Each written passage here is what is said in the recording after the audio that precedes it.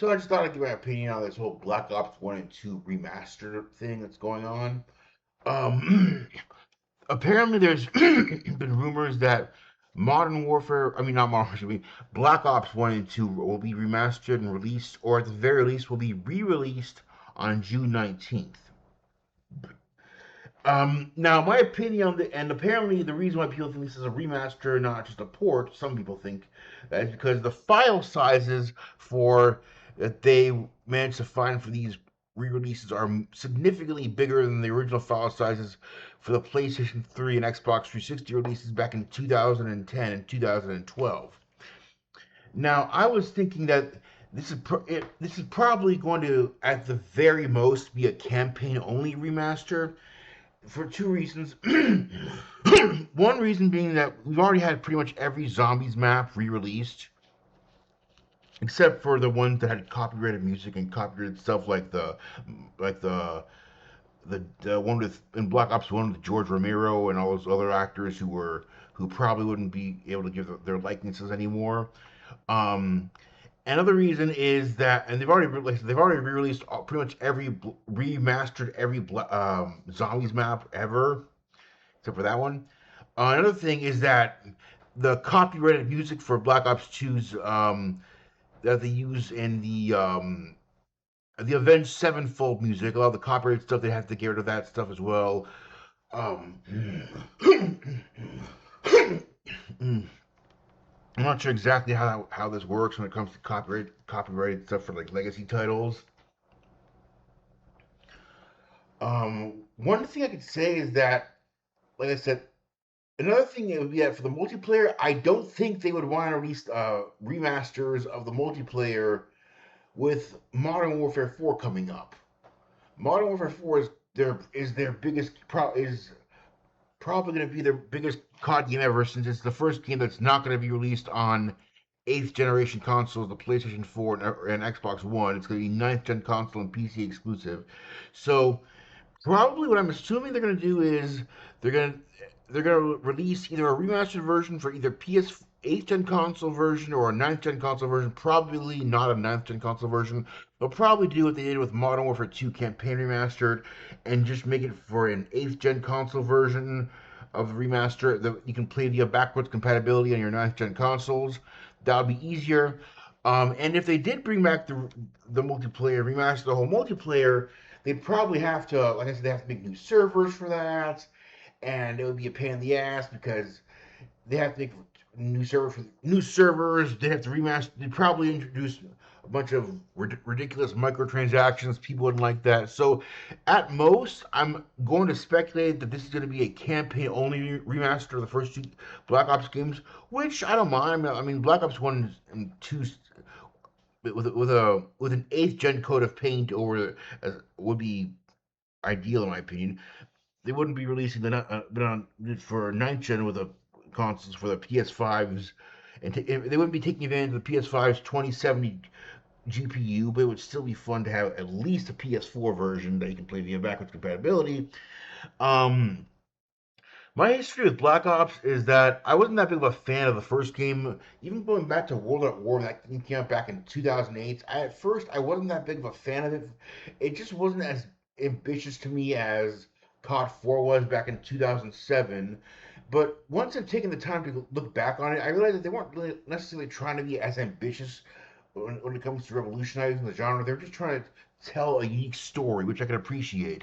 The story for World at War was pretty basic. It was a simple revenge story when you're playing as the Russians fighting the Germans, and you're playing as the Americans fighting the Japanese. It was pretty much like, it felt like kind of like a survival game where you have to survive against these against a foreign enemy.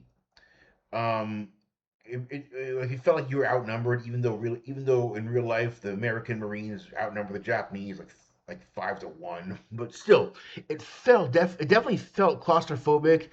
And like it was supposed the American campaign of the part of that game was definitely made more for immersion in the Pacific theater, much rather than it was for storytelling. The Russian camp part of the campaign was much more story based, and World at War was definitely, in my opinion, has aged remarkably well. Though some parts of it could have been improved if they ever did a remake or a remaster. Um, definitely the glitches, phasing through, having enemies phase through walls, not being able to restart from a certain checkpoint. If you wanted to restart if you wanted to restart World of War, you have to restart from the beginning of the level. You couldn't restart from a checkpoint, which I thought was annoying, but they fixed that in Black Ops One, I believe. Black Ops One definitely was. I'm a big fan of my favorite movie is The Sixth Sense. So spoilers for the campaign for Black Ops One and for The Sixth Sense.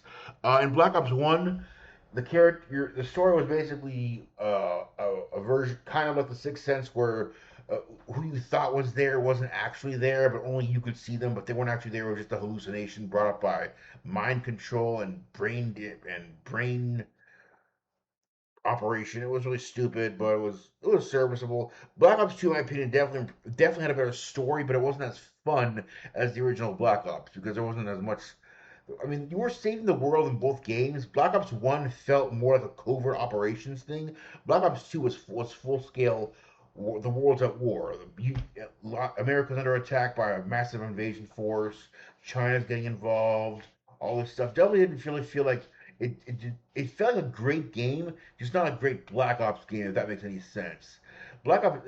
Every other game that came after that was released. Every other Black Ops game that came after Black Ops Two was released on eighth gen consoles and beyond. So I don't think we necessarily see a remake of those games. Anything that came after Black Ops Two, but definitely a campaign remaster compilation for Black Ops One, Black Ops Two.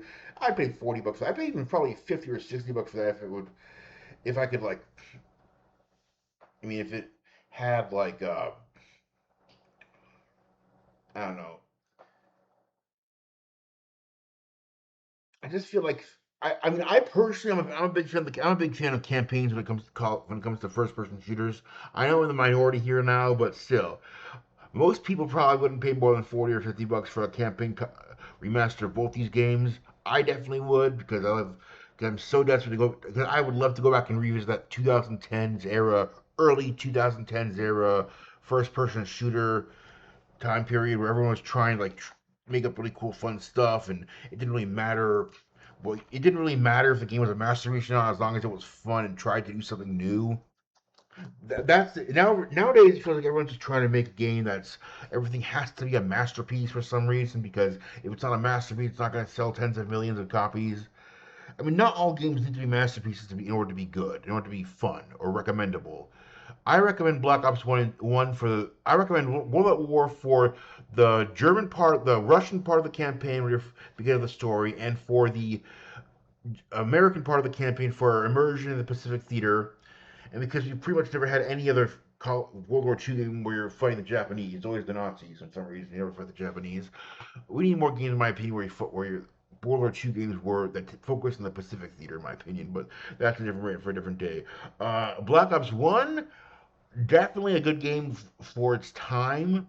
I think even when it came out, the story, like I said, even when it came out back in 2010, I wasn't that big of a fan of the story. And The Sixth Sense is my favorite movie of all time. So I just felt it felt more like a sci-fi game than an actual covert operations game, especially when they have to spoon feed you bits of the story and explain everything to you at the very end. Like, oh, we knew this all along, but we didn't explain it to you in the beginning because we wanted to keep it a secret for story reasons. We could have told you at the very beginning that Reznov was dead and that you're just hallucinating, but we're not going to tell you that at the beginning. We're just going to tell you that at the end because it makes for a great climax. It made for a fun climax, but it made the characters all seem stupid as to why they didn't like tell him from the very beginning Reznov was dead the whole time. He was just hallucinating. I get it. You're not playing COD games for Call of Duty campaigns aren't meant to be like these gigantic, these profound stories that like resonate with thespian with with people who are trying to get their fix on what the next on what the next thing of like thespianism is going to be. You're not going to play these games and wow, that was one of the most thought provoking things I ever played in my life. No, you're playing these games mainly for the action. Black Ops Two had a more personal campaign because when it came to Menendez, because for one level you got to play as Menendez. Well, after his sister was abducted from him and he went berserk, he was injected with like some kind of drug that made him go berserk. I think it was either cocaine or some kind of thing that made him go hyper. I forget what the name of the drug was. Um, I think it was some kind of steroid they injected him with. It was really fun to play as the bad guy, and you're trying to like see things from his perspective. Like he's doing bad things, but he's only doing it because he was treated so horribly by the Americans and all this stuff. Like the Americans burnt down the cottage where his sister lived in for the insurance money, and back in the 1980s, and he has to take care of his sister who's had her body all scarred with second and third degree burns. Uh, but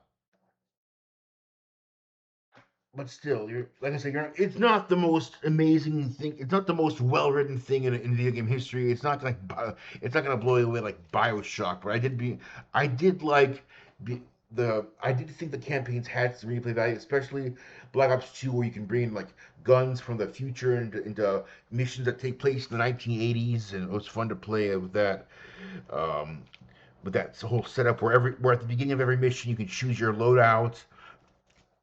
Definitely added a lot of replay value to the campaign. Black Ops 2's campaign, in my opinion, was more replayable than Black Ops 1. But Black Ops 1 had more of the wow. I guess you would say, I don't know, more of the covert, like the covert ops stuff. You're playing as you're trying to stop this horrible poison gas from leaking and killing everybody and then being unleashed on America. And it felt more. I mean, Black Ops 2's campaign is more personal for Menendez, but Black Ops when it comes to the bad guy, Black Ops 1's campaign was more personal when it comes to the main character because you're starting off with a brand new protagonist with with um with one of the characters from World at War making a comeback via Victor Reznov. Um, like I said, I definitely feel as though not on top of making the game look better, maybe increasing like having better animations as well would be preferable. Like what they did for Modern Warfare 2 campaign remastered, the characters aren't just like staring in blank space when a nuclear missile gets launched. Like they're panicking and they're flailing their arms around in the remaster of Black Ops of Call of Duty Modern Warfare 2 campaign remaster. Have some slightly better animations. I'm not sure what you can do with the voice files because those files were recorded back in the early 2010s. So I'm not sure if you'd be able to make the voices any clearer or any better. But I don't think that many of the characters are going to want to re-record their lines for a game that's over for two games that are pushing 20 now. So um, but as you can see here, it says that they might do a surprise drop on June 19th this year because June 19th last year, June 2025, was when the mission Judgment Day took place in Call of Duty Black Ops 2. It took place in the future, which is back in 2012, which is now the past. Where did the time go? Um, if they were to release it and they just did the campaign, I would I would certainly like I said, I mean, remasters. Can we remaster it? Maybe they'll do the multiplayer at a later date as to not collide with Modern Warfare 4, or maybe it's early enough for it to not be considered a hindrance for for the upcoming Modern Warfare 4. Because if they release it with a multiplayer now, then maybe they'll say, okay, the fans, the old titles enjoy their remaster for a few months. Now it's time for Modern Warfare 4, and everyone's going to jump over to that. I could see that happening though. Probably not because then more people would want to get zombies as well. And like I said, we've already had zombies remastered so many times. Um, yeah, so that's pretty much my thoughts on the Black Ops 22 remastered. Definitely not like the hierarchy of the franchise, but they were solid games in my opinion. They definitely came out at a time when like I said when people were trying to be very experimental with their first person shooters. We got a lot of really, and not just game for FPS games, but games in general, because that was when I mean, the 7th gen consoles were at their peak was early 2010s. We didn't get the PS4 until 2013 or 2014, I believe. So yeah, it was definitely people were trying to do really fun stuff, creative stuff. Well, that's my thoughts on this whole thing with the Model for 1 and 2 Black Ops 1 and 2 remastered. Um, if they, I appreciate you taking the time to listen to me ramble for like 10 minutes. I hope to make another video soon.